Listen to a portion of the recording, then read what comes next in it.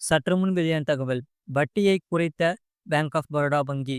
வாடிக்கையாளர்கள் மகிழ்ச்சி. அதாவது கடன்களுக்கான வட்டி விகிதத்தை பேங்க் ஆஃப் பரோடா வங்கி குறைத்து குறைந்துள்ளதால் அதன் வாடிக்கையாளர்கள் மகிழ்ச்சி அடைந்துள்ளனர்.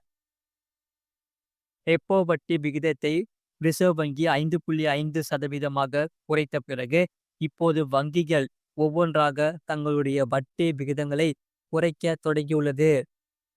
அந்த வகையில் பேங்க் ஆஃப் பரோடா வங்கி அதன் ரெப்போ இணைக்கப்பட்ட கடன் விகிதத்தை 50 அடிப்படை புள்ளிகள் குறைத்துள்ளது. இதன் மூலம் வட்டி விகிதம் 8.15% குறைந்துள்ளதாக பேங்க் ஆஃப் பரோடா வங்கி அறிவித்துள்ளது. இந்த வட்டி குறைப்பு ஜூன் 7ஆம் தேதி முதல் அமலுக்கு வந்துள்ளது.